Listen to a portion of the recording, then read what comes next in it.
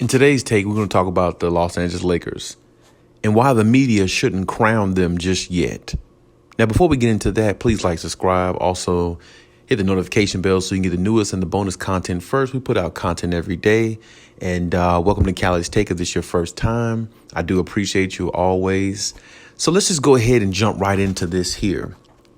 You know, the Los Angeles Lakers have always been a big deal throughout my years of just living, growing up, knowing anything about basketball, knowing anything about the sport. You know, them and the Boston Celtics have always been a big team, big teams, big name teams when it came to NBA basketball. And to me, the Lakers have always been a bigger team than the Celtics, so I don't even really mention them like that, even though I do like Jason Tatum. But my thing is this. When you talk about the Lakers, you're talking about a Showtime type team. And you're always going to look at them that way because they had Magic, they had Kareem, they had Kobe, they had Shaq, they had all the greatest players. They had LeBron, they had all of the greatest players to play for their organization, or one of the greatest players in certain eras to play for the organization. So you have to give them credit based upon what they have been able to accomplish. And their recruiting team has always been good because having, Jerry West at the time back then, he always put the right pieces in place. But we'll see exactly what he does for the Clippers and going forward in his next journey being with them. But in any regards, you have to look at the the Lakers being a team that a lot of people just praise.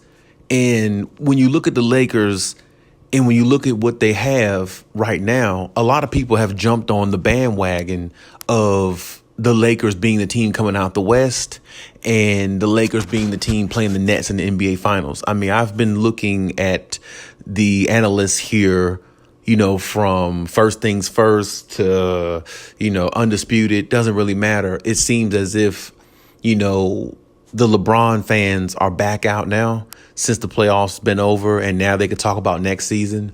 And when you look at the Lakers, it seems like a lot of the media is just crowning them to be the team to go to the finals against the Nets, like LeBron versus KD. Now, of course, that would be a good matchup. Me personally, I would like to see the Nets versus the Clippers in the finals. I think that would be even better matchup because you're looking at more firepower and you're looking at more of a team that has more depth in the Clippers because their bench is a whole lot better to me. And what we saw from the Clippers last year as a team, it's going to be hard for any team in the West to mimic that and do as well as the Clippers did. I mean, they just flamed out more or less due to injury, but it doesn't really matter the reason why they didn't win. They didn't go to the finals, but we all know what would happen if the Clippers were healthy. So my thing is, you look at the Lakers, they did add Russell Westbrook, Carmelo Anthony, Malik Monk, amongst a couple other players on the team. I think like Dwight Howard as well, so, and of course they have Anthony Davis coming back, hopefully healthy for them. So they are going to be a formidable team. They're all going to be one of the top teams in the West, I believe. But I feel like it's wrong to crown them so early. You're sitting there, you actually have analysts on TV sitting there making it seem like it's going to be them versus the Nets in the NBA Finals. It's going to be them and the Nets it's going to be them versus the Nets in the NBA Finals. And that's just the notion that's being put out. It's like you're discrediting all the other teams in the West. You're discrediting the Clippers. You're discrediting the Phoenix Suns, even though I don't think they can get back to where they were last year to the finals. But it's like, what have the Lakers shown you that can give them the credibility to make it to the NBA Finals? Because it's so contradictory to me, because I listened to Shannon Sharp just last week, on Undisputed saying, he doesn't really see how Russell Westbrook and the LeBron James experiment is going to work. He really doesn't see the fit. But in the same breath, he's sitting there saying or acting like the Lakers are going to be in the finals versus the Nets And that's just the notion he's carrying. Now, of course, if he's going to do that because he's a Lakers fan and he's supposed to, represent his team in the way he wants to. And I definitely understand that. But that's the difference to me between an analyst talking from his heart rather than being neutral, speaking about the game from a perspective, from a neutral standpoint, being in the middle about it. And that's the thing that bothers me a lot of times. Give your analysis on who's the best team. Give your analysis on, who can really make a run to the NBA Finals. I'm just not 100% sure an old Lakers team with Dwight Howard, Carmelo Anthony, LeBron James, I think Trevor Ariza, and, you add a Russell Westbrook who never really, especially these last few years, haven't played really good in the playoffs at all, and who puts up all these triple doubles and all this stuff. But it seems like a bunch of empty calories to me because they don't equate to winning.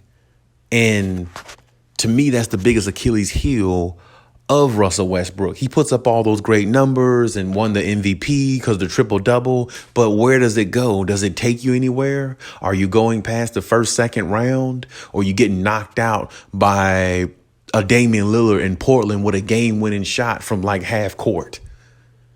You know what I'm saying? It just, to me, Russell Westbrook has never been a winner. So when you look at his winning intangibles, they're very low. Now, LeBron James' winning intangibles are very high, but at the same time, he's not the LeBron James he used to be 6-7 years ago. And I feel like all these analysts and other people, appoint this team, they're going to be in the finals, they're this, they're that. And if they don't make it, they're just going to make excuses for them, the reason why they didn't make it. But what a lot of people are not seeing is the Lakers do have a good team. Nobody's going to refute that they don't have a good team, because what I just said on paper sounds like a really good team, but they really don't gel. They really don't fit.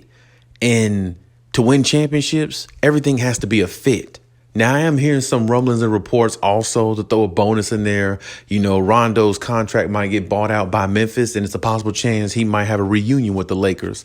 So, hey, if that's the case, good for them. Maybe they can get something out of Rondo the Clippers couldn't, because the Clippers just didn't see anything left in them. And hopefully, that works out for the Clippers' favor. But, I mean, at the same time, who really cares about that? But just an extra little tidbit, or extra little incentive to put out there. But my point is this: don't crown this team just yet. This team has not even stepped on the floor together. They have not played a regular season game together. They have not went through a whole season together. And you just don't know where they're going to be by the end of the season in regards to health and or just gameplay. And I just really, really look at the situation like, I hate when they sit there and take a team and put them somewhere they don't belong, because the Lakers don't belong in the NBA Finals because we haven't even got there yet. If they get there, cool. But if they don't, don't make excuses for them. And for one thing, them versus the Nets, well, as I said before, that would be an intriguing matchup, but the matchup between the Nets and the Clippers would be more intriguing, because now you're going against real firepower. I don't think the Lakers can trust a Malik Monk to help them in dire situations against a team like the Nets when they need points, when they need to score points. Malik Monk can't keep up with no Kyrie Irving. He can't keep up with no James Harden. He definitely can't keep up with no Kevin Durant. I don't think players like that are the answer to beating a super team like the Nets, or even getting to the finals against a team like the Nets. Because I personally think if they play the Clippers and the Clippers are healthy, I think the Clippers can get at the Lakers. I think they can beat them. Now, of course, that matchup remains to be seen. We haven't seen it yet, but, hey, maybe this is the year to happen. But my personal opinion, I don't think you should crown any team right now not knowing what the outcome is going to be. We just saw this last playoffs. It was all about health. It wasn't even about who was the better team. If Brooklyn's not healthy next year, they're not going to go. The Lakers, they're not going to go. It doesn't matter. Let's just wait and see how these teams play out. And I feel like the analysts, they're projecting way too much high success for the Lakers, and they haven't even proven anything yet with this new team because we don't know how Russell Westbrook and LeBron James are going to fare together. I personally don't think they're a fit. I personally think that they're just going to be stepping over each other the whole time. And I definitely think that there's going to be, definitely a lot of trial and error there, more than what a lot of people think. So let's just see how it plays out. Let's see how it goes. And let's see how good this team can be. Because I just don't think, as constructed, I don't think they're better than the Clippers as constructed. I just don't see it. Now, I could be wrong. I've been wrong on some things. I've been right about a lot. So hey, look at it how you want to. But like I said, I think it's going to be hard for this team to get out of the West rather than finding their way in the NBA Finals, because the Suns are going to be a challenge still because they have Chris Paul and Devin Booker is only getting better. Then you got the Nuggets, Jamal Murray will be coming back with Jokic. Then you have the Clippers, hopefully Kawhi be back with them and the rest of the team. Luka's getting better. You know what I'm saying? There's Utah. I suppose they'll be a year better than what they were last year, So I don't feel like you should be appointing them so early when LeBron James, their best player, is the oldest player on the team or one of the oldest players on the team. It's not like LeBron's 28 years old and he has a Westbrook and a younger Trevor Ariza and a younger Carmelo Anthony coming off the bench or however they're going to use them. No, he doesn't have that. And there again, that's another comparison that I don't see. How is Carmelo Anthony really going to work with LeBron James? He's a shooter. Yeah, Carmelo don't pass the damn ball. That's the reason why Carmelo's never won a championship in his life. That's the reason why he's never been to an NBA Finals, because he never could lead a team anywhere because the damn guy doesn't know how to pass the ball. Only thing he knows how to do is catch and shoot. And that's the reason why he's been a loser all his career. And that's the reason why he's sitting there making comments saying, oh, well, I was done with basketball, which he said on All the Smoke. I was done with basketball. The game didn't love me the way I love the game. Well, it's the reason why the game didn't love you, Carmelo, because you didn't share with it. You sit there and thought you can take everything and everything's supposed to go your way. No, you have to learn to share the damn ball. And that's the reason why you never won anything in your career. And you just might luckily end up winning a championship with the Lakers possibly this year. But if that doesn't happen, then, well, your career went exactly where it was supposed to, which is down spiral. So that's just my opinion on him and that take. But there again, these pieces on the Lakers don't really seem that fitting. And they're just getting the credit because LeBron James is on the team rather than getting the credit because they're really actually a great team that can make a run. Because like I said, with them being one of the oldest teams in the NBA, they might flame out or gas out by the playoffs. You never know. You never know. And then what if LeBron gets injured again? Remember, he is 36, 37 years old going on somewhere in that age. So you have to factor that in. Anthony Davis can't stay healthy to save his life. The man stayed healthy in a bubble when they had a 4-month layoff. That benefited him and LeBron James the most because Anthony Davis has always been injury prone. And LeBron James is getting older, so the bubble championship really benefited both of those players because if you look at it, before that and the year after, which is this past year, Anthony Davis couldn't stay healthy to save his damn life. So while you're appointing this team to be in a position of playing a team like the Nets, I think the media and the rest of them just need to relax and wait and see what happens because, like I said, LeBron James is a great player, but if Anthony Davis goes down, he can't win. He proved that this year.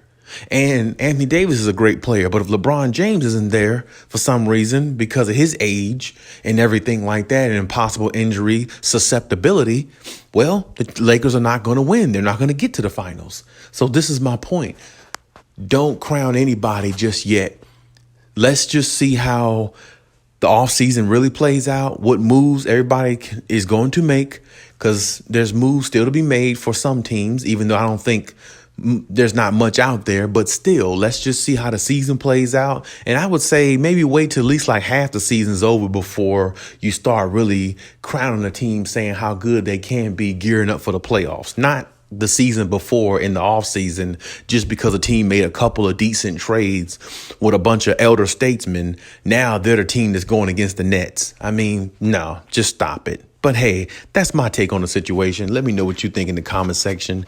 And hey, Khaliis out.